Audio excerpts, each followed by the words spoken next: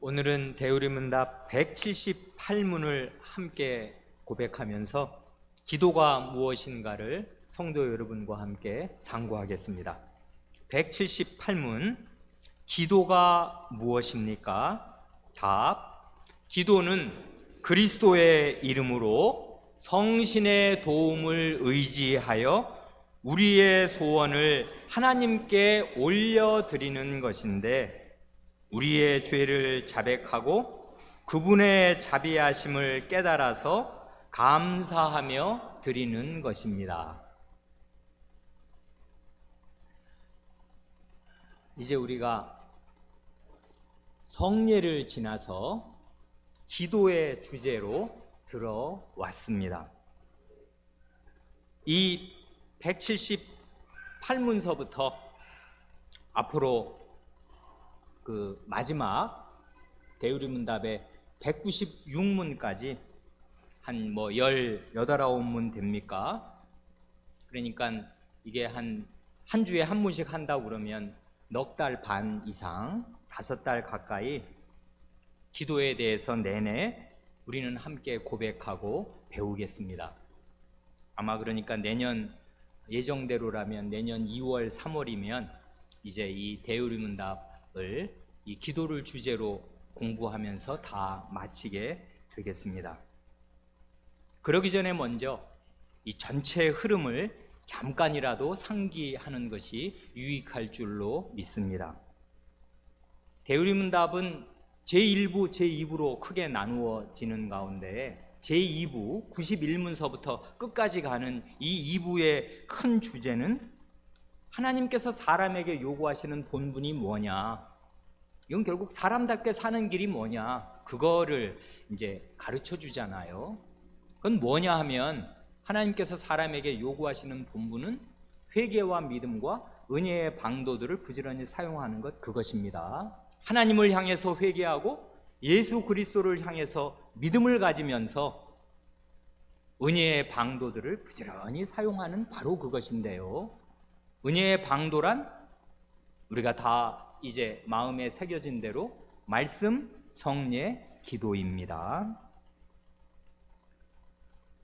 그런데요, 은혜의 방도라 할 때 그 은혜 말이에요.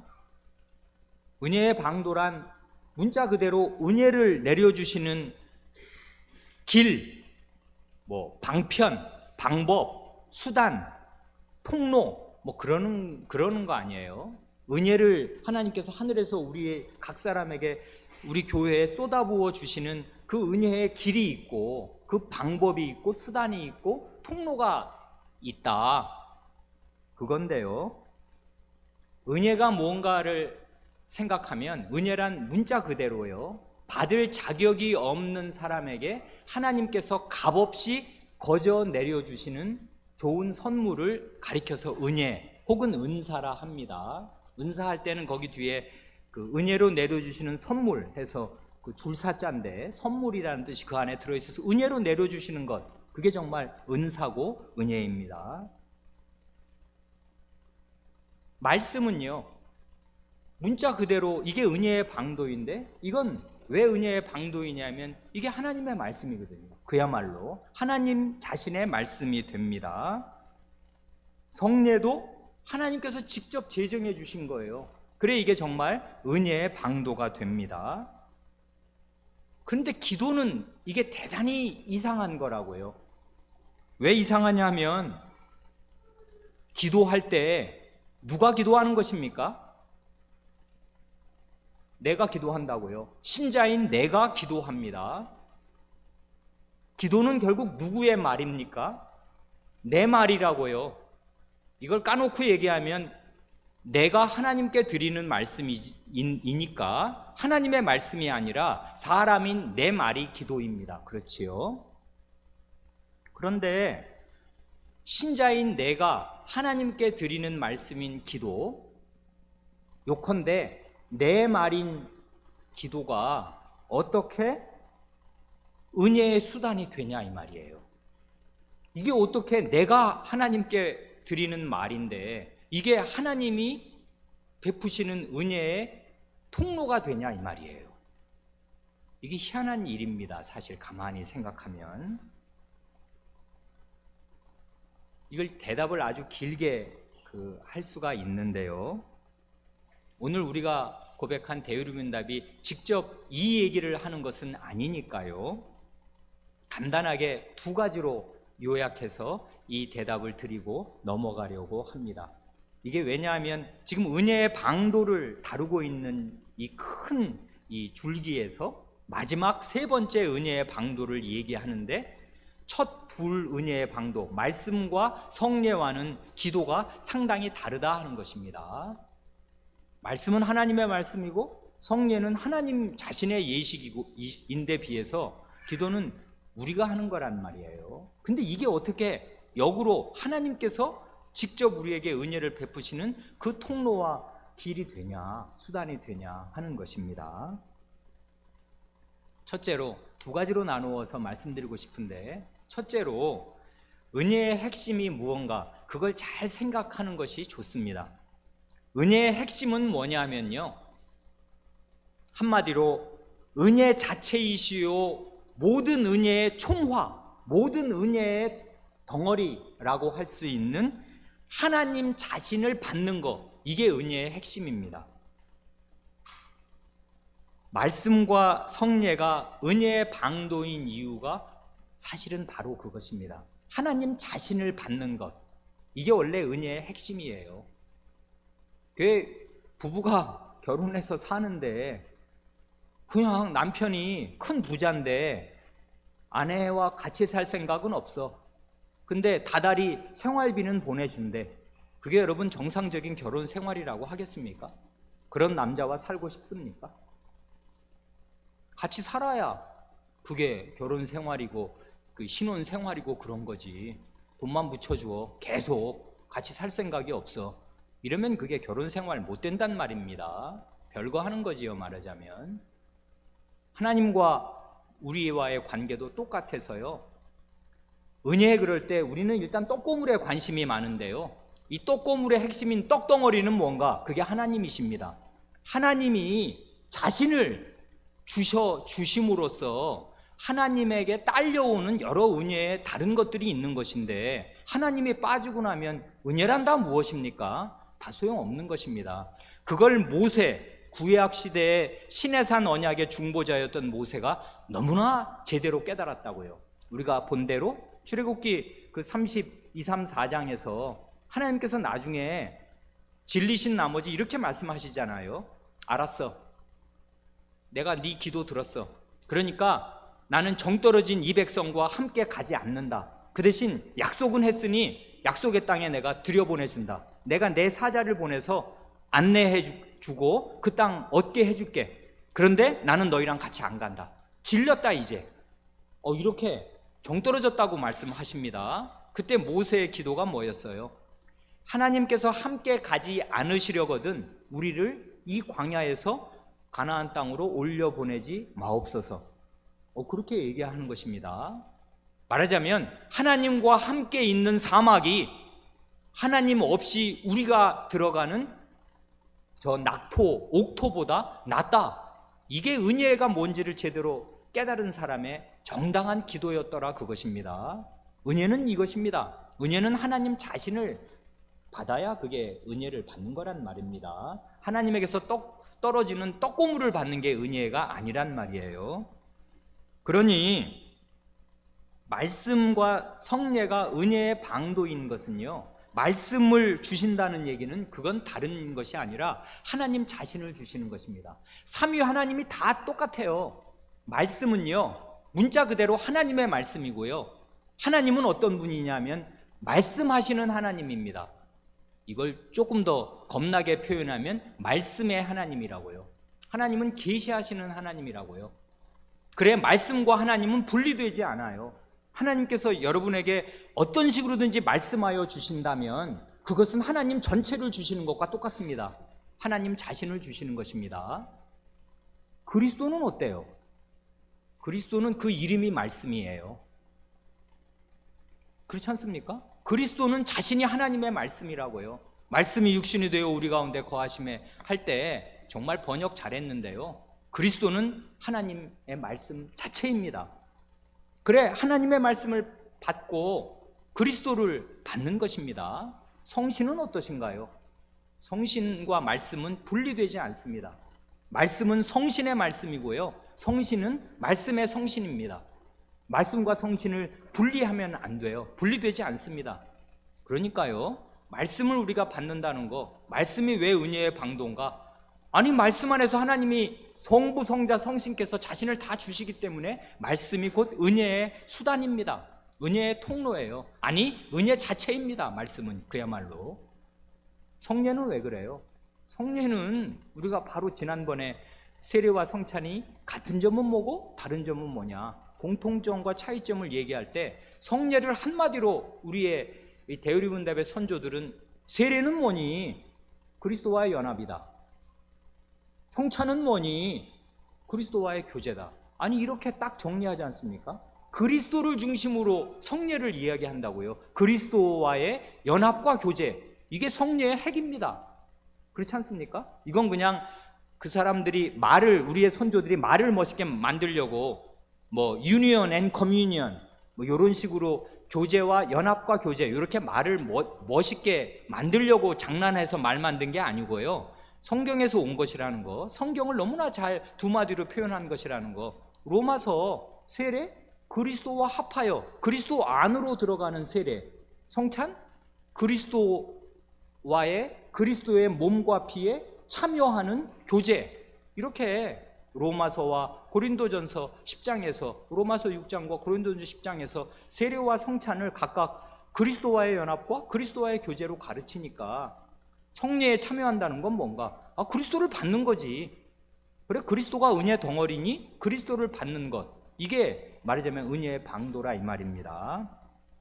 그러니까요, 이런 성례에서 하나님 자신을 주신다는 사실이 그냥 가시적으로 확 드러난단 말입니다. 그런 의미에서 은혜가 뭐냐 도대체? 은혜는 하나님 자신을 주심이지. 이렇게 생각할 때 이 기도가 왜 은혜의 방도가 되는가가 드러납니다.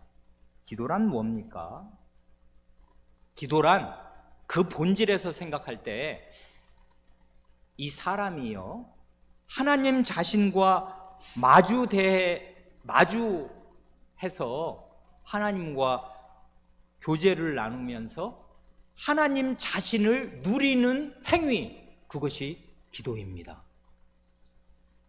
그래서 기도가 은혜의 방도라고요. 기도는 다른 어떤 것으로 정의되기 전에 먼저 하나님 자신을, 이 한 사람의 전인격과 영혼이 자기의 가장 깊은 데서부터 하나님 자신을 딱 마주대하는 행위입니다. 그럼으로써 하나님 전체와 내 전체가 만납니다. 그 이하 다른 어떤 것도 아닙니다, 기도는. 그러니 기도는 그냥 한 인간의 영혼이 이 전체가 하나님하고 딱 마주대해 있어요. 거기에 다른 어떤 사람도 틈입하지 못해요. 원래 부부의 침실에는 여러분 아시는 대로 이 철부지 한두 살짜리, 네다섯 살짜리 아기야 엄마 아빠랑 같이 잘래 하면서 부부간 침대에 그 사이에 들어올 수 있는지 몰라도 그건 철없는 아이니까 그런 거지, 부부간의 침대에는 아무도 그 사이에 들어오는 거 아니지 않습니까? 내밀한 교제가 있는 것처럼 기도 시간에는 아무도 그 하나님과 나 사이에, 하나님과 교회 사이에 다른 어떤 것도 없습니다. 천지 만물이 다 사라지고 하나님 한 분이 계시고 기도하는 기도자가 있습니다. 이 두, 말하자면 인격이 만나는단 말입니다. 이게 기도입니다. 그래, 살아계신 하나님과의 교제와 연합, 이것이 기도에서 신자의 일상이 되고 신자의 현실이 됩니다. 원래 그 성례가 그리스도와의 연합과 교제인데, 성례는 매일 받는 거 아니지 않습니까? 로마교는 매일 합니다. 자기들끼리 이렇게 매일 제사를 드려야 되거든요, 그 사람들은. 근데 우리 개신교는 성례를 매일 할 수는 없거든요. 매일 그러면 교회로 모여야 되는데 그건 불가능하니까 제일 잘해봐야 매주 하는 것인데, 매주 하는 교회 전 세계에 아마 몇 안 될 것입니다. 그러니 성례를 매일 할 수는 없거든요. 그리스도와의 연합과 교제를 나타내고 표상하는 성례를 매주 할 수도 없는데, 그리스도와의 연합과 교제가 기도 가운데는 매일 매시간 일어날 수 있습니다. 그래서 기도가 은혜의 수단이 된다고요. 그리스도 삼위 하나님 전체를 누리는, 교제하는 그런 시간이 되기에 기도는 은혜의 수단이라고 말할 수가 있습니다. 내가 뭘 말하기 전에 말이에요. 그 행위 자체가 나의 전 존재가 하나님 앞에 노출되고 하나님과만 딱 마주대야 하는 시간이기에 기도는 그야말로 은혜의 수단입니다. 종교개혁자들은요, 이런 사실, 이 기도의 본질을 아주 철저하게 다 깨달았던 사람들입니다. 거기에서 공통돼요, 이 종교개혁자들은. 그래, 루터 선생의 그 유명한 신학 반복론 3가지 있지 않습니까? 뭐 신학 반복론 하니까 아우 머리 아파. 그 뭐래 그거? 신학 방법? 신학이라고 하면 다른 거 아니고 하나님을 알고 하나님과 사귀는 방법, 바로 그것입니다. 루터 선생이 말한 그 아주 본질을 갈파했는데 신학 방법론 3가지를 말하지 않습니까? 기도, 묵상, 시련입니다. 오라티오, 메디타티오, 텐타티오. 맨 먼저 기도가 들어가요. 묵상은 하나님 말씀을 곰곰이 마음 가운데 자기 온 영혼으로 생각하는 것이고요. 기도가 들어간다고요. 그리고 이제 시련을 넣은 게 아주 이제 뜻깊은 것인데, 그건 이 주제와 다른 주제니까 길게 말씀드릴 수가 없습니다. 시련 속에서 하나님과의 교제, 하나님의 말씀 들은 것이 이제 입증되는 것입니다. 그래, 요 오라티오와 메디타티오, 기도와 묵상이 묶여 있는데요, 사실은 기도가 먼저입니다. 왜 그래요? 하나님 말씀을 듣고 읽기 전에 기도해야 자기가 듣고 읽는 그 말씀을 자기의 온 영혼으로 깨달을 수 있기에 그래요. 그래, 기도가 사실 먼저입니다. 기도하고 하나님의 말씀을 읽고 기도 속에서 하나님의 말씀을 들어야 하나님의 말씀이 참다운 은혜의 방도가 됩니다. 그래, 시편 119편 그 18절, 내 눈을 열어서 주의 법에 기이한 것을 보게 하소서 하는 이 시편 기자의 기도 있지 않습니까? 자기 눈을 열어 달랍니다. 이 사람 장님입니까? 맞습니다. 영적으로 장님입니다. 하나님 말씀 앞에서 모든 신자는 다 장님이에요. 그래, 말씀은 오직 하나님의 흉중에만 있습니다. 말씀은 하나님의 말씀이고 하나님의 뜻이에요. 하나님의 뜻이 어디서 나와? 하나님 속에서 나오지. 근데 그런 걸 우리가 어떻게 알아? 이거 책 읽으면 아는 것입니까? 안 돼요. 하나님 말씀을 한마디라도 제대로 깨달아서 죄인이 영생을 얻으려면 하나님의 말씀 깨닫게 해주시라고 간곡한 마음으로 전인으로 기도하지 않으면 안 됩니다.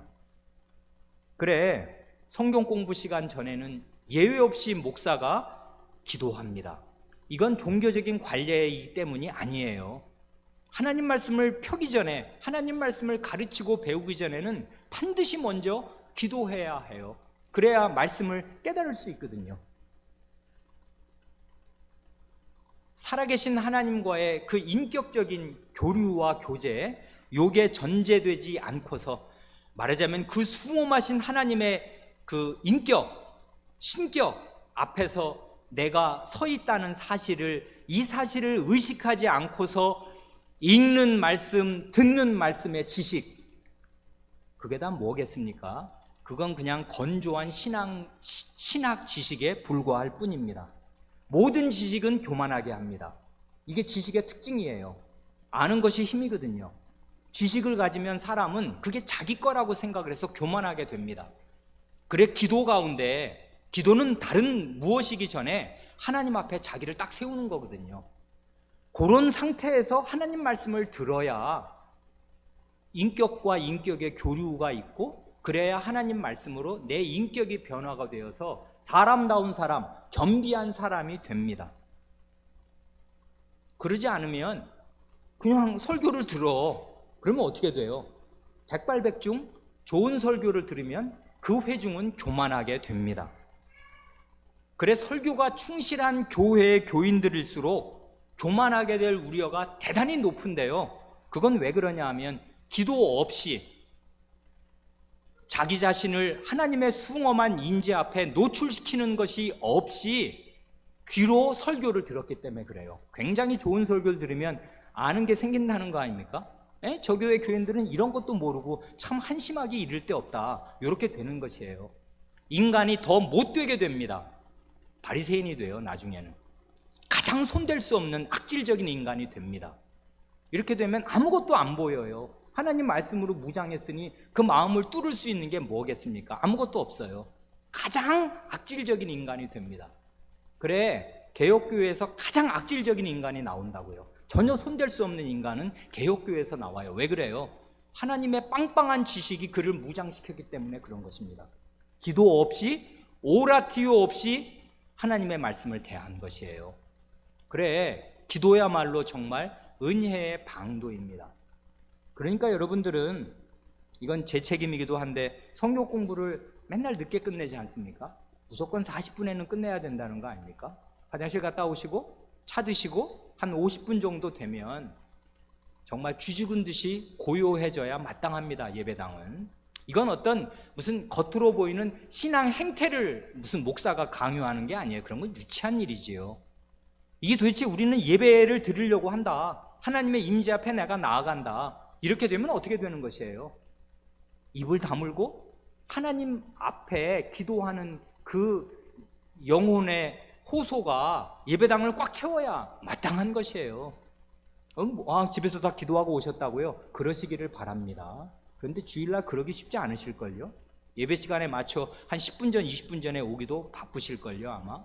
그러니 예배당에 오시면 예배 전에는 기도하는 그 영혼의 움직임으로 이 예배당, 우리 예배당은 좋아가지고 이 층고가 높고 천장이 높지 않습니까? 이 공중이 꽉 차야 된다고요. 기도하는 그 호소에 하나님의 임재와 마주 앉는 그 영혼의 활발한 작용으로 예배당이 꽉 차야 돼요. 그 속에서 하나님 말씀을 들어야 그것이 여러분의 영혼을 변화시키는 하나님의 은혜의 방도가 될 것입니다. 그러지 않고 우리 설교가 충실한 설교도 못 되겠습니다만은, 만약에 좋은 설교를 듣는다면 여러분은 백발백중 교만한 회중이 될 것입니다. 둘째로, 기도가 어떻게 은혜의 방도가 되는가 생각할 때요, 은혜의 방도가 시행될 때마다 하나님께서 사람을 쓰신다는 사실이 있어요. 말씀과 성례를 가만히 생각해 보세요. 이게 은혜의 방도라는 건 이건 부인할 수 없는 일인데요, 말씀은 틀림없이 진짜 하나님의 말씀입니다.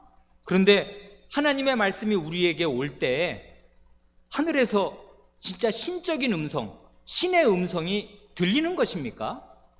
그건 신의 산이지. 그 역사 가운데 단 한 번 있었던 것입니다. 그러면 우리 다 죽어요. 그렇게 안 된다고요. 어떻게 하나님의 말씀은 분명히 은혜의 방도가 하나님의 말씀인데 이게 어떻게 우리에게 옵니까? 사람을 쓰신다고요. 그러죠? 사람 사역자를 쓰십니다. 은혜의 방도가 전달되는 과정에서 사람을 주요하게 쓰신다고요. 구약에서는 예언자를 쓰시고요, 모세 이래 예언자들을 쭉 쓰십니다. 말라기까지, 세례자 요한까지. 그리고 신약 시대에는 사도들을 이 말씀을 전하는 도구로 쓰시고, 그래서 구약의 예언자와 신약의 사도들로 말미암아 이 캐논, 정경이 완성되고 난 뒤에는 이 정경을 정경대로 해명하는 목사들을 하나님의 말씀을 전하는 도구로 쓰십니다. 분명히 하나님께서 은혜를 베푸시는 통로가 이 말씀인데, 이 말씀을 전하실 때 사람을 쓰시더라 하는 것이에요. 성례는 어때요? 성례도 이게 은혜의 방도인 게 틀림이 없는데, 성례는 그냥 그리스도께서 직접 오셔서 쫙 베풀어 주십니까? 안 그러잖아요. 집례자가 있다고요. 사람 집례자가 있어요. 보이는 말씀인 관계로 그 말씀을 전하는 말씀 사역자가 성례를 집례합니다. 그럼으로써 우리에게 은혜가 전달되도록 하신다고요. 그러니까 진짜 하나님의 은혜의 방도임을 부인할 길이 없는 말씀과 성례를 통해서 우리에게 은혜를 주실 때도 사람을, 직분자를 주요하게 쓰시더라 하는 것인데요, 기도로 옵니다. 기도에서는 누구를 쓰시는 것입니까? 모르지 않지요. 모든 신자를 직분자로 쓰십니다. 기도에서요. 원래 직분의 최고봉, 직분자의 최고봉이 뭐냐면 그리스도잖아요. 기름 부음을 받은 자. 구약의 그 삼중직에 기름을 부으니까, 이게 그리스도라는 말은 기름 부음 받은 직분자라는, 그리스도 자체가 그게 직분의 명칭 아니에요. 문재인 대통령 할 때 대통령이 직분의 이름이듯이 문재인은 고유명사고, 이 대통령이라는 게 직분의 이름 아니에요. 마찬가지로 예수 그리스도 하면 예수는 고유명사고 그리스도가 직분의 명칭 아닙니까?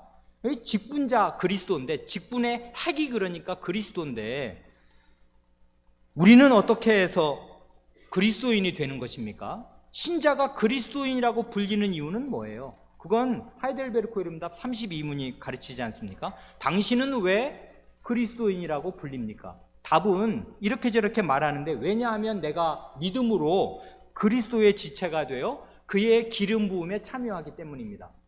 그리스도는 기름 부음을 받아 직분자가 되신 분이 그리스도인데, 우리는 믿음으로 그리스도의 지체가 되어서 그리스도의 기름 부음에 참여함으로써 직분자 그리스도인이 됩니다. 그러니까 그리스도인들은 다 직분자인데, 그러다 보니까 예언자, 제사장, 왕의 직분을 행하지 않습니까? 그때 제사장의 직분을 행할 때 어떻게 말해요? 제사장으로서 나 자신을 감사의 산 제물로 그에게 드리고 합니다. 바로 요거라고요. 기도는 다른 것이 아니고, 그리스도인이 직분자로서 제사장이 되어 자기 자신을, 다른 것이 아니고요, 나 자신을 감사의 산 제물로 하나님께 바치는 행위, 그게 바로 기도입니다. 그러지 않습니까? 기도는 그러니까 딴 게 아니고 나 자신이 중요해. 그러니까 원래 기도를 못하는 이유가 시간이 없잖아요. 시간을 안 내거든. 하나님 앞에 자기를 드릴 시간을 안 내. 기도는 제사 드리는 것인데 바쳐야 되는데, 제사장들이 너무나 바빠. 제사장들이 바빠서 제사를 안 지내. 제사를 안 드려 하나님께. 그러면 그 사람 밥숟가락 놔야죠. 제사장 면직시켜야지. 아니, 상번제 아침 저녁으로 제사를 드려야 그게 제사장일 거 아닙니까? 그래 이제 번호를 짜잖아요. 반차 순번을 짜가지고, 그 제사는 힘든 것이니까 짐승의 가죽을 벗겨갖고 태워갖고 드려야 되니까 일이 많단 말입니다. 그래 50살까지, 한 30에서 50살 정도까지 제사장으로 봉사하는데, 제사를 안 드리면 그게 뭔 제사장이겠습니까? 근데 우리 신자가 그리스도인으로서 기름 부음에 참여한 사람으로서 드리는 제사가 뭐예요? 제물은 나 자신입니다. 나 자신을 하나님께 드린다고요. 이건 말이 멋있는 거지. 아니, 여러분들이 먹고 살기 바쁜데 가정주부는 또 얼마나 바쁩니까? 언제 자기 자신을 산 제물로 하나님께 드리냔 말이에요. 언제요? 기도하면서 나 자신을, 기도할 때는 다른 거 다, 다른 사람도 없어지고 모든 일도 없어지면서 내 자신 전체가 하나님의 존재 앞에 딱 받쳐지는 게 기도 아니에요. 제사장으로서 제사 드리는 이 일을 행함으로써 그리스도인으로서 사는 것이고, 그리스도인 됨을 입증하는 것인데, 그건 기도로 그렇게 하는 것입니다. 기도로 우리의 제사장됨, 그리스도인 됨이 구현된다고요. 그러니 우리는 다 그야말로 직분자입니다. 자기가 신자이면서 직분자인지를 모르는 사람은 자기 이름을 모르는 사람이에요. 그리스도인이라는 이름을 모르는 거지. 그리스도인은 뭔데? 기름 부음 받은 자야. 기름 부음 받은 자는 뭔데? 최고의 직분을 받은 자야. 직분을 받은 자는 뭔데? 아니, 제사장이니까 제사 드려야 되지. 제물은 어디 있어? 네 몸이 제물이지. 그럼 어떻게 해야 돼? 내 몸을 가지고 하나님께 드려야지. 근데 제사장인데 제사를 안 드려. 그러면 그만둬야지. 면직시켜서 그리스도인 되지 말아야지. 이것입니다. 그리스도인됨의 핵심은 기도하는 데 있어요. 기도함으로써 자기 자신을 하나님께 드리고 살아야 돼요. 매일같이. 이게 그 왜 기도가 은혜의 방도가 되는가? 내가 하는 건데, 내가 하는 거 맞습니다. 그런데 은혜의 원천이시고 은혜 자체이신 하나님 앞에 내 자신 전 존재를 노출시키는 행위란 말. 하나님하고 나밖에 없어요. 제사는 원래 그거지 않습니까? 제사장이 제물을 바쳐서 하나님 받으시라고, 잡수시라고 제물을 드리는 게 그게 제사 행위니까, 제사 드릴 때 뭐 다른 아무것도 거기에 게재되지 않습니다. 제사장과 제물과 하나님, 딱 그것만 있는 것처럼 기도가 바로 제사입니다. 산 제물로 자기를 드리는 행위, 바로 그것입니다. 그 속에서 하나님을 전인격으로 마주대하고 앉아요. 그래 기도가 은혜의 방도가 됩니다. 이걸 잘 생각하시는 게 좋습니다. 기도는 우리가 하는 건데 이게 어떻게 은혜의 방도라고 할 수 있는가? 은혜의 방도가 된다고요. 기도만큼 은혜의 방도가 되는 게 따로 없어요. 그래서 이게 그 말씀과 함께 가고 성례와 함께 가는 아주 주요한 은혜의 방도입니다. 178문이 그 사실을 참 잘 가르쳐 줍니다. 기도가 무엇입니까? 하는데요. 기도는 그리스도의 이름으로 성신의 도움을 의지하여 우리의 소원을 하나님께 올려드리는 것이라고 합니다.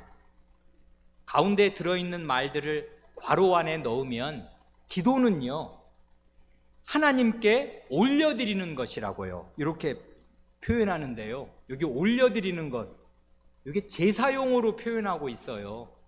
이게 굉장히 그 뜻깊은 좋은 번역입니다. 아까 우리가 당신을 왜 그리스도인이라고 부릅니까? 당신은 왜 그리스도인입니까? 말할 때 제사장으로서 나 자신을 감사의 제물로 그에게 드리고 그에게 올려드리고 그에게 바치고 이렇게 말하는 거와 완전히 똑같은 것입니다. 하이델베르크 교리문답 32문의 용어와 똑같은 것이라고요. 제사 용어예요.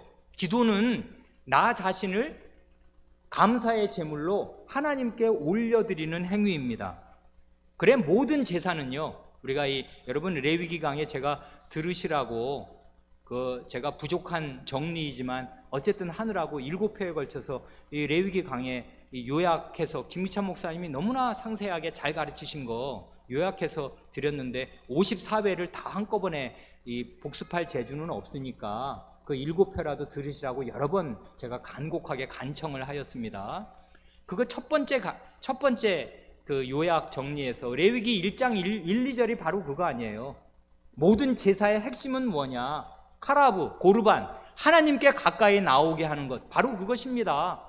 하나님께 가까이 나오게 하는 것, 하나님의 임재 안으로 받아들이는 것, 그게 제사의 핵심이에요. 그게 제물의 뜻이고요. 예물이라는 말은 하나님께 가까이 오게 된 것, 그게 예물이라는 뜻이고요. 예물을 드린다는 말이 하나님께 가까이 나아간다, 그것입니다. 근데 기도야말로 제물이며 예물이며 하나님께 가까이 나아가는 행위, 바로 그것입니다. 그래 자기 자신을 제물로 삼아, 자기의 전인격을 제물로 삼아서 하나님께 가까이 나아가는 것, 자기를 제물로, 산 제물로 하나님께 드리는 것, 그게 기도라고요. 그래 기도는 다른 거 다 둘째치고 기도는 자기 자신을 하나님께 올려드리는 바로 그것입니다. 제사 용어가 쓰였습니다. 그래 히브리서 5장 7절이 여기에 우리가 요즘에 히브리서를 비교적 공들여 읽고 있으니까요. 히브리서 5장 7절에 그리스도의 기도가 나오거든요. 그 기도를 제사 용어로 표현하는 게 이렇게 나옵니다. 그는, 이 그리스도는 말이에요, 그는 육체에 계실 때 자기를 죽음에서 능히 구원하실 이에게 심한 통곡과 눈물로 간구와 소원을 올렸고 할 때 그 올렸고가 바로 그것입니다. 그리스도께서 이 땅에 계실 때 육체의 연약함 가운데 그리스도께서 계셨지 않습니까? 그래서 자기를 죽음에서 구원하실 그 하늘 아버님께 심한 통곡과 눈물로 간구와 소원을 올려드림, 소원을 제물로 하나님께 드려서 하나님께 가까이 함, 이게 기도입니다. 그래 기도는 하나님께 올려드리는 것입니다. 그런데 그 사이에 우리가 잠깐 괄호쳤던 거, 그게 대단히 의미심장하지 않습니까? 우리의 대의문답의 선조들은 너무나 훌륭한 성경 선생님들입니다. 의미심장하게도 기도가 무엇인가를 삼위일체적으로 고백하지 않습니까? 지금 뭐라 하는 거예요? 기도는 그리스도의 이름으로 성신의 도움을 의지해서 하나님께 드리는 것. 성부, 성자, 성신이 기도에 다 나오고 있습니다. 우리가 기도할 수 있도록 우리가 하나님의 임재 앞으로 하나님의 어전으로 가까이 나올 수 있도록 그 기도의 토대를 마련하시기 위해서 삼위 하나님이 각각 또한 함께 힘써 일하신다고요. 이게 기도의 토대입니다. 이런 토대를 놓으려고 삼위 하나님이 일하십니다. 어떻게 해요? 그리스도께서는 자기 이름을 주십니다. 이게 여러분 보통 일입니까? 자기 이름을 주신다고요. 이름이 뭔데요? 이름 석자 이렇게 그냥 쓰면 너 갖다 써라 그러면 써지는 것입니까? 여러분 제가 이 예배 끝나고 전화해서 저기 법무부에 전화를 해가지고요. 여기 대통령인데 뭐라고 말하면 어떻게 돼요? 또 저 잡혀갑니다. 대통령 사칭한 사람 아닙니까? 국가원수 모독을 하고 대통령의 이름 지가 뭔데 지가 대통령이래. 이렇게 되는 거 아니에요? 우리가 뭔데 예수님의 이름으로 하나님 앞에 나아간다는 것입니까? 예수님의 이름을 갖다 쓰도록 그리스도께서 자기 이름을 주신다는 얘기는 뭐예요? 자기 이름이란 존재의 대표니까요. 그게 뭐냐, 종이에 쓴 이름 석자가 아니지 않습니까? 자기 존재를 주셔요. 기도할 수 있도록. 정말 그리스도가 그렇게 하셨습니다.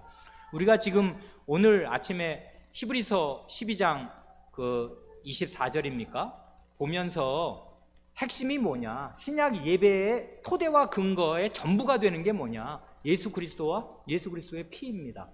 그게 없이는 하나님께 가까이 나아가려야 나아갈 수가 없고요. 나아가면 그냥 그 자체로 죽음입니다. 죄인이 하나님께 나아가면 죽어요. 정말 못 나가요. 갈 수도 없고. 지성소에 어떻게 들어가 죄인이. 대제사장이 아닌 다음에야 들어갈 수도 없고, 대제사장이라도 1년에 한 번 피를 가지고서야 들어가는데 그리스도의 피 없이 우리가 어떻게 하나님께 나아간단 말이에요. 기도하면, 간절히 기도하면 하나님 다 들어주시는 것입니까? 어림도 없어요. 하나님은 지극히 거룩하시고 죄를 눈꼽만큼도 용인하지 않으시는 까닭에 죄인인 그 상태로 하나님 앞에 나와서 뭐라고 자기 소원을 이렇게 이 말 저 말 하나님 하면서 말하면 죽음입니다. 죽음을 자초하는 일이 된다고요. 지극히 거룩하신 하나님께 자기가 뭐라고 지금 말을 하는 것입니까? 듣지도 않으실 뿐 아니라 들으시면 그는 죽을 것입니다. 그 반역 역도가 말이에요. 대역죄인이 나와가지고 제가 뭐 배가 고픈데 어쩌고 저쩌고 하고 있으면 저놈 당장 잡아 넣어라. 제 발로 걸어 들어왔네. 이렇게 될 것입니다. 대역죄인인 우리가 그 영광의 어전에 지극히 거룩하신 하나님 앞에 어디 감히 한 걸음이라도 나아갈 수 있으며 그 앞에 자기를 드러낸단 말입니까? 죄인은 다 피해야 돼요. 하나님의 어전에서. 그런데 그 하나님 앞에 나아갈 수 있도록 그리스도께서 자기 이름을 주신다고요. 하신 일이 있고 자기의 그 인격 전체를 우리에게 주십니다. 그래 그리스도의 이름이 있어서 그리스도의 이름 안에 감싸여져서 우리는 하나님께 나아갈 수가 있게 됩니다. 거기서 그치지 않아요. 우리의 기도를 위해서 이중의 보장이 있습니다. 성신께서 우리 기도에서 우리의 연약함을 도우시고 우리를 위하여 친히 기도하십니다.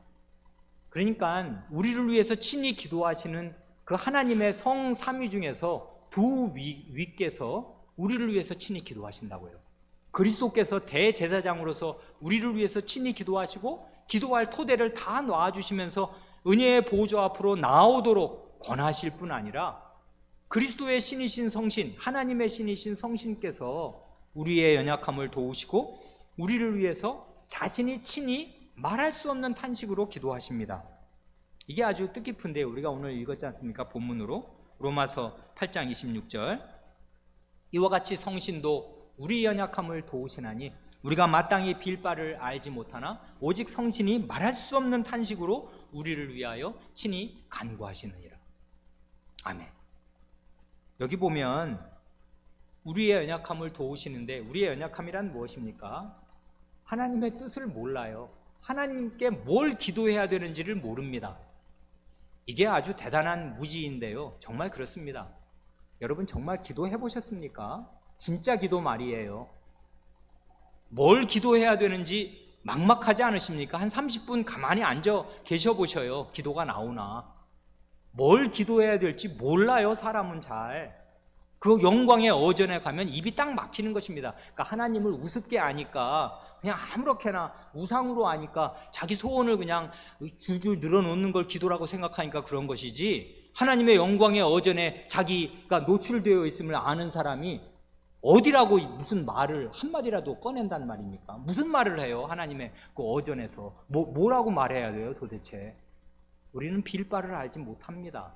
뭐라고 말해야 될지, 뭐라고 말하는 게 합당한지 할 말이 없어요. 말을 할 수가 없다고요. 말을 잃어버리게 됩니다. 언어도단, 말의 길이 끊기는 자리가 하나님의 어전이에요.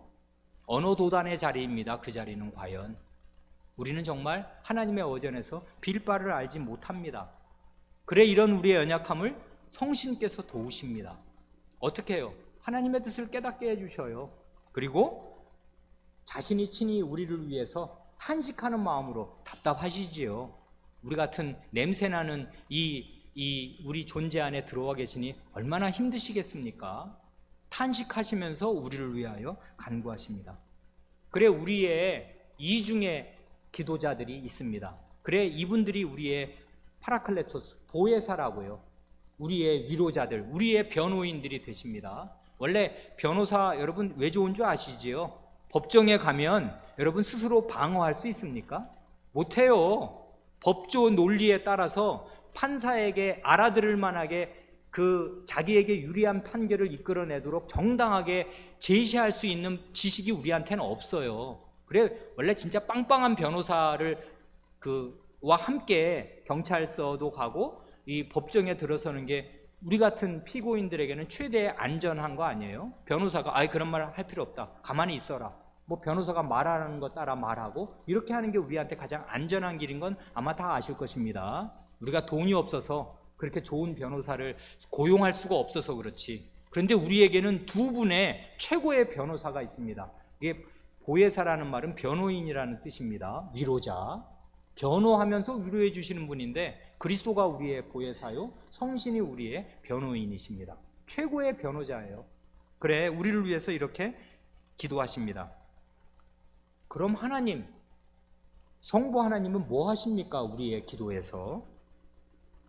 여기서 아주 재밌는 사실이 하나 있는데요, 웨스트민스터 이 표준 문서, 웨스트민스터 스탠다드라고 하는 이 표준 문서 세 가지가 있지 않습니까? 웨스트민스터 신앙고백서, 그리고 대유리문답, 소유리문답, 신앙고백서에 딸린 대소유리문답이 있어서 요 세 가지가 이 산발이처럼 이제 그 세 축을 이루어서 이 웨스트민스터 표준 문서를 구성하는데요, 아시는 대로 대유리문답이 더 양이 많아요? 소유리문답이 더 많아요? 그거야 모를 수가 없지. 대유리문답은 이름 그대로 큰 대자를 써서 큰 요리문답이고, 소유리문답은 작지 않습니까? 109문, 이 196문, 109문, 양이 절반이고 실제 양은 절반도 훨씬 못 됩니다. 소유리문답은. 왜 그러냐면 그건 어린 아이들을 위해서, 초신자를 위해서 아주 압축해서 핵심만 딱딱딱 꼽아놨단 말이에요. 대유리문답은 굉장히 길고 상세하지 않습니까? 그런데 여기 우리가 지금 고백한 178문에서만 대유리문답과 소유리문답의 역전이 일어납니다. 희한하지요? 소유리문답에서 대유리문답이 말하지 않은 것을 첨가하는 내용이 있어요. 그게 뭔지 한번 여러분 살펴보십시오. 여러분은 지금 소유리문답 안 가지고 계시니까 대유리문답을 지금 178문을 가만히 읽고 계시고, 제가 소유리문답 98문을 읽을 테니까 어디에서 두 군데 차이가 나는지 한번 살펴보세요. 졸림 시간인데 잘 됐네요. 보십시오. 소유리문답 98문, 기도가 무엇입니까? 답. 기도는 그리스도의 이름으로 우리의 소원을 하나님께 올리는 것인데, 벌써 답 하나 나왔죠? 빠진 게 하나 있지요. 그 다음, 그분의 뜻에 맞는 것을 구하고 우리의 죄를 고백하고 그분의 자비하심을 깨달아서 감사하는 것입니다. 뭐가 첨가됐어요? 그분의 뜻에 맞는 것을 구하고. 요 말이 소요리문답에는 들어있습니다. 그 뒤에 말은 같잖아요. 우리의 죄를 고백하고 그분의 자비하심을 깨달아 감사하는 거. 이게 기도다. 그건 같은데 소요리문답에는 그분의 뜻에 맞는 것을 구하고 하는 말을 넣었습니다. 요건 뭘 뜻해요? 우리의 소원을 하나님께 올리는 게 기도라고 하는데, 그러면 그냥 있는 소원 아무거나 다 말하면 그게 기도가 되는 거냐 하면, 소요리문답을 제정한 그 별도의 위원회에서는 아니, 하나님의 뜻에 맞는 것을 구하는 게 우리의 소원을 올리는 거지, 그렇게 그 말을 부연해서 설명한 것입니다. 그래, 하나님께서는 우리의 기도를 위해서 뭘 하시냐 하면 우리가 합당하게 기도할 수 있도록 하나님의 뜻을 가르쳐 주신다고요. 그래, 언제든지 말씀과 기도가 둘 다 말인데요, 하나님의 말씀이 먼저이고 우리의 말이 하나님의 말씀을 따라갑니다. 그래야 마땅해요. 잠언 28장 9절 말씀 있지 않습니까? 사람이 귀를 돌이켜 율법을 듣지 아니하면 그의 기도도 가증하니라 합니다. 가증하다는 말은 우상 숭배자를 가리켜서 하실 때 하시는 말, 이거 제사 용어입니다. 도무지 하나님의 예배에 나올 수 없는 상태, 그게 가증한 상태거든요. 이 구약에, 그러니까 그런 상태로 하나님께 제사 드리러 나오면은 하나님의 백성 가운데 끊쳐지는 상태, 그게 가증한 상태라고요. 이건 구약 용어입니다. 그러니까 사람이 귀를 돌이켜서 하나님의 율법을 듣지 않으면, 결국 하나님의 말씀을 먼저 듣지 않고서 자기 소원이랍시고 하나님께 주절주절 늘어놓으면 그의 기도는 다 하나님께 가증하게 된다, 그렇게 말하지 않습니까? 하나님의 말씀이 먼저입니다. 그러니까 기도란 사실은 하나님의 말씀의 복창이에요. 하나님의 말씀의 메아리입니다. 율법을 듣습니다. 하나님의 말씀을 들어서 하나님의 뜻을 알고 하나님의 뜻이 나의 뜻이 됩니다. 주님의 뜻이 이 땅에서 이루어지기를, 내 안에서 이루어지기를 하는 것이 내 소원이 되어서 그 나의 소원, 하나님의 말씀으로 형성된 나의 소원을 하나님께 아뢰는 것, 그게 기도예요. 그러니까 이건 결국 말씀의 복창이고 말씀의 메아리입니다. 말과 말이 오고 가는데 하나님이 내게 말씀하시면 나도 하나님께 말씀을 올리는데, 그 내가 하나님께 올리는 말씀은 하나님의 말씀에서 온 것이고 형성된 것입니다. 이런 식으로 하나님께서 우리에게 먼저 자신의 뜻을 알려주셔서 우리 마음에 정당한 소원을 형성시켜 주십니다. 그런 뜻에서 기도란 그분의 뜻에 맞는 것을 구하는 것이에요. 그 말이 참 맞습니다. 그래, 우리가 오늘 먼저 읽은 요한복음 15장 7절이 바로 그거지 않습니까? 너희가 내 안에 거하고 내 말이 너희 안에 거하면 구하라, 그리하면 받으리니 너희 기쁨이 충만하리라. 너희가 내 안에 거하고 내 말이 너희 안에 거하면 무엇인지 원하는 대로 구하라, 그리하면 이루리라 하시지 않습니까? 여기 상호 거주를 말합니다. 너희가 내 안에, 내 말이 너희 안에, 이것입니다. 우리는 예수 그리스도 안에 거하고 예수 그리스도의 말씀이 우리 마음 안에서 살고, 이 상호 거주, 요런 상태에서 구하는 것입니다. 제가 예전에 말씀드린 적이 있는데 일부러 제가 요한복음 15장 7절을 골랐습니다. 왜 그러냐 하면 예수님의 이름으로 기도한다는 말이 요한복음 14장과 요한복음 16장, 요 15장 앞뒤를 꽉 채우는데, 예수님의 이름으로 구하면 하나님이 다 들어주신다고 하는데 15장의 기도에서만큼은 예수님의 이름으로라는 말이 없어요. 왜 없나? 그건 다른 것이 아니고 너희가 내 안에, 내 말이 너희 안에, 요 말이 바로 예수님의 이름으로라는 말을 가장 잘 설명하기 때문에 그런 것입니다. 우리가 예수님의 이름으로 기도한다는 말은 뭔가? 내가 예수님 안에 있는 사람으로서 예수님의 말씀이 내 안에 들어와 살고 계셔, 그런 상태에서 드리는 기도가 예수님의 이름으로 드리는 기도입니다. 예수님이 드리는 기도, 쉽게 말하면 예수님 자신의 기도와 똑같은 기도, 예수님과 일체가 되어서 드리는 기도, 그래 하나님의 뜻대로 드리는 기도가 되고, 그런 걸 구하면 그런 기도가 이루어지겠습니다. 뿐만 아니라 하나님께서는 하나님 자신의 뜻대로 기도하는 우리의 기도를 경청하여 주십니다. 이것만큼 복된 일도 따로 없지 않습니까? 하나님의 높으심을 묵상하면 묵상할수록 그 높으신 분이 나처럼 보잘것없는 땅에 붙은 죄인의 뭐라고 하는 말을 그때마다 놓치지 않고 귀 기울여 들어주신다는 사실, 이건 굉장한 사실입니다.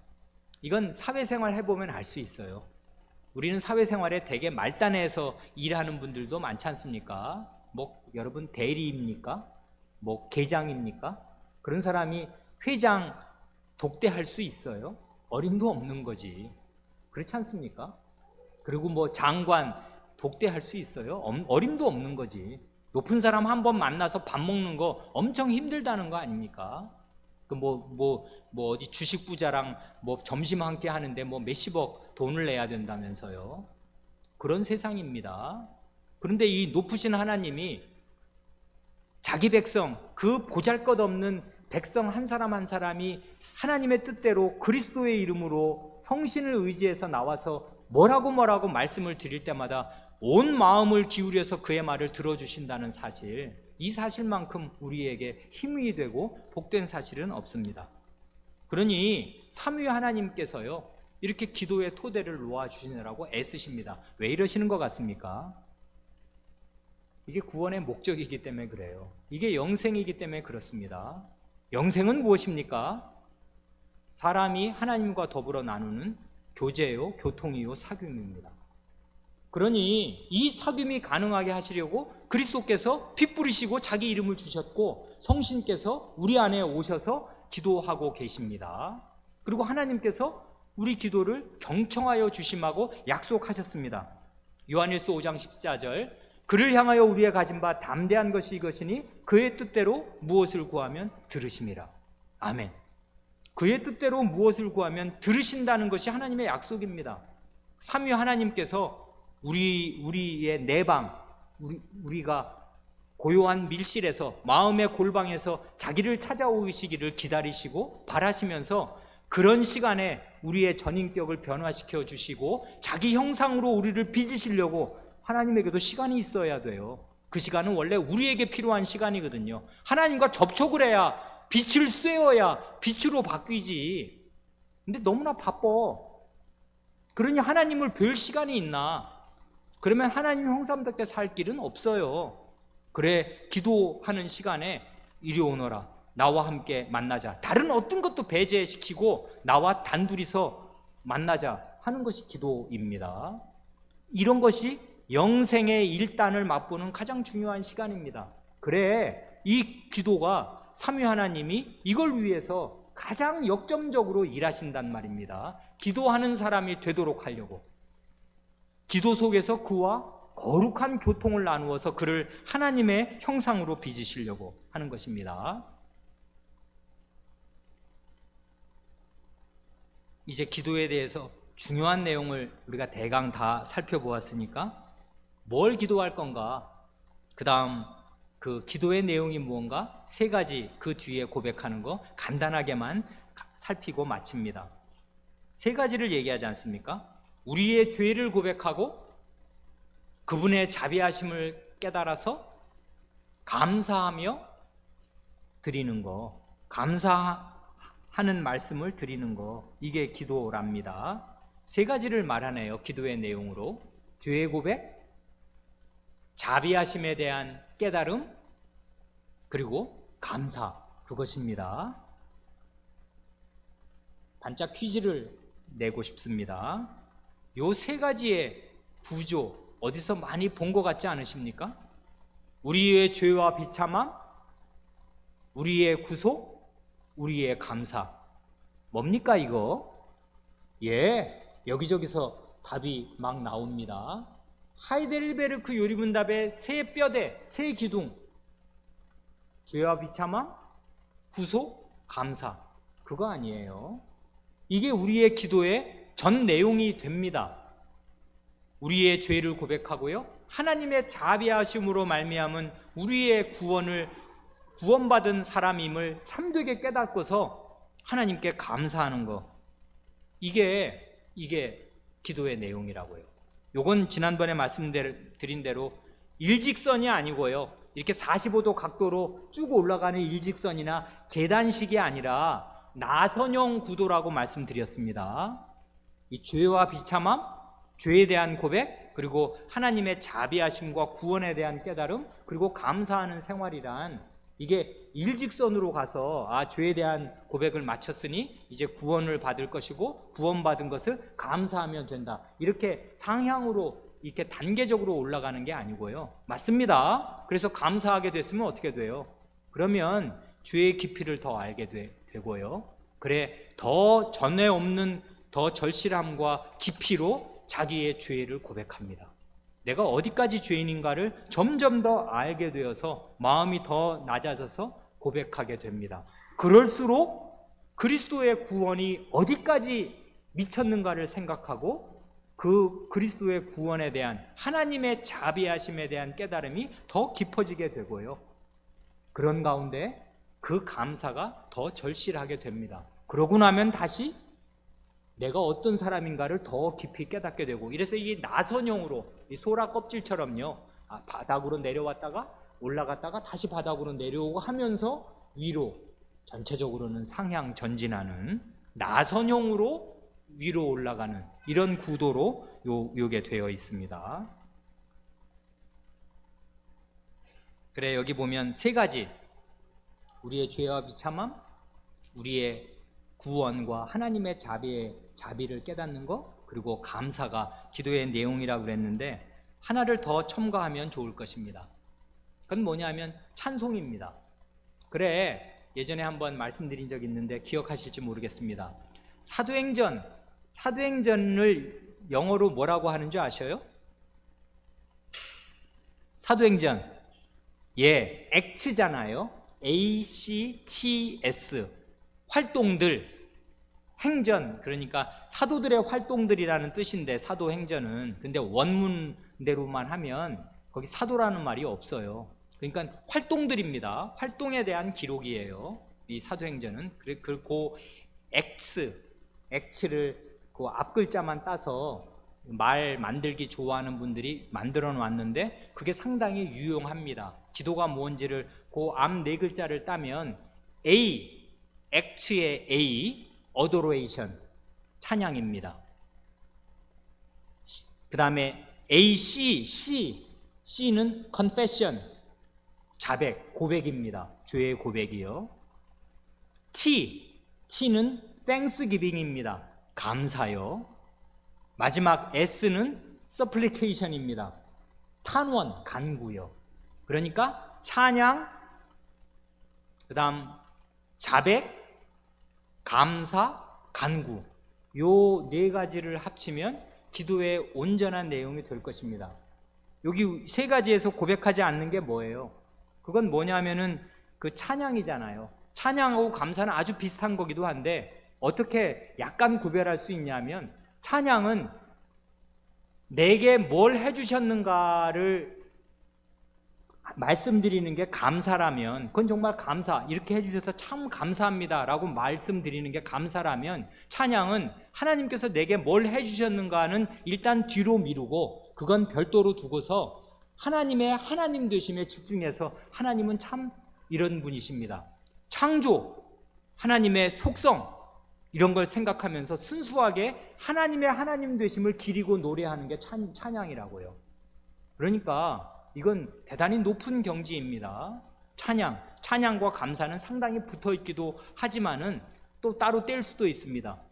꼭 떨어지는 똑건물이 있어야만 찬양할 수 있는 거 아니라고요.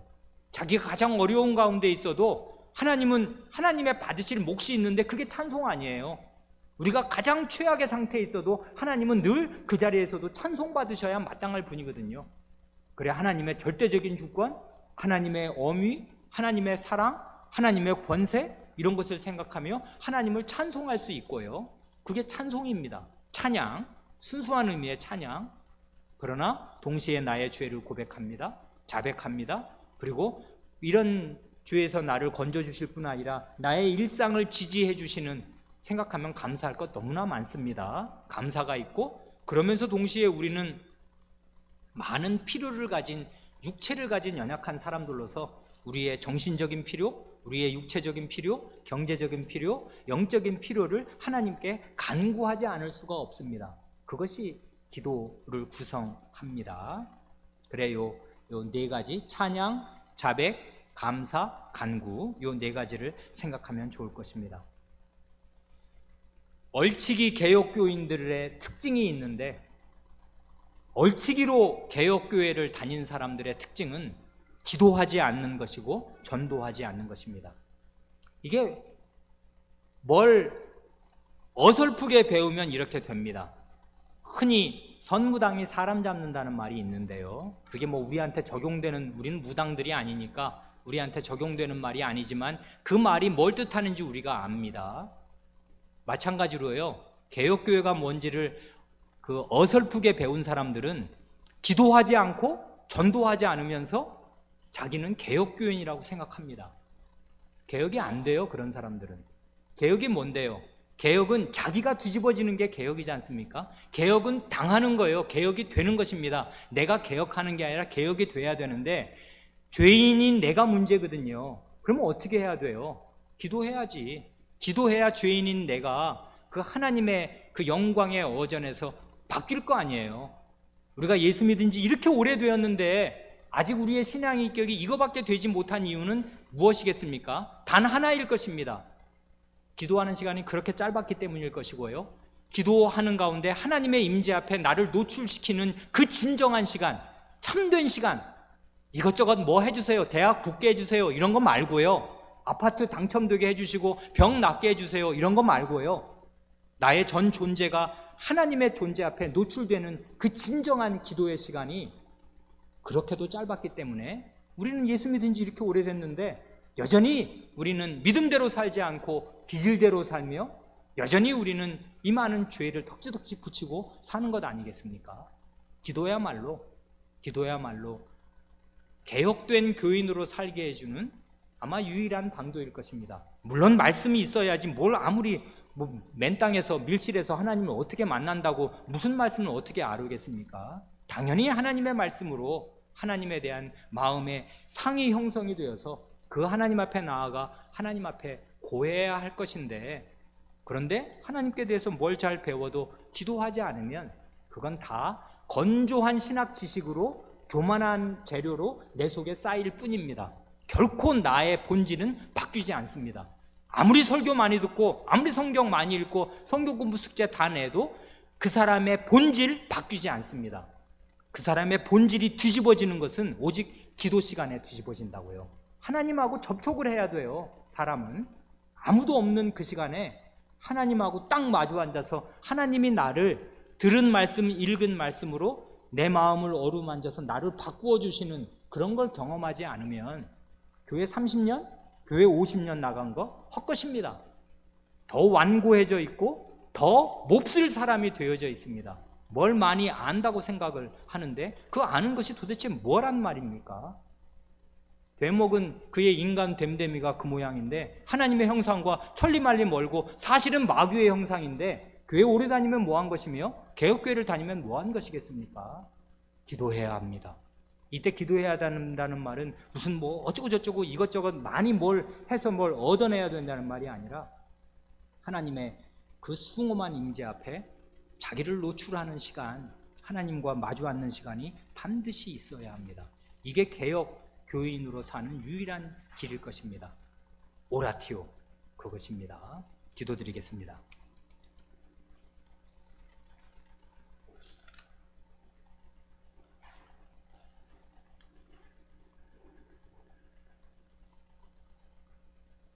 하나님 아버지, 저희는 장님과 같아서 하나님이 어떤 분이시며 어떻게 큰 영광 가운데 거하심으로 그 하나님을 단 5분이라도 만나 뵐 수 있다면 그것이 저희에게 어떻게 큰 영예와 특권이 되며 평생 잊을 수 없는 놀라운 경험이 되는가를 생각하지 못하고 기도의 특권과 기도의 영광을 알지 못하므로 그렇게도 사람을 만나서는 이야기를 많이 하고 수다를 떨면서 30분, 1시간, 3시간이라도 지낼 수 있는 사람들이 하나님을 마주 대하여서는 5분도 길게 생각하고 30분은 너무나 큰 손해로 생각하며 많은 날들을 할 일 없이 쓸데없이 무성의하게 보내버리고 마옵니다.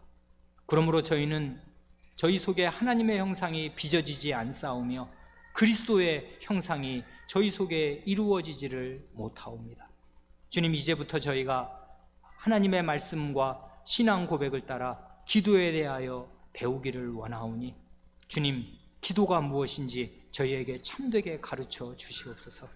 그리하여 저희가 다 기도하는 사람들로 살 수 있게 하여 주시고 기도 가운데 하나님의 영광빛을 받아서 하나님의 영광에서 영광으로 변모되어 갈 수 있게 하여 주시옵소서. 우리 구주 예수님의 이름으로 기도하옵니다. 아멘.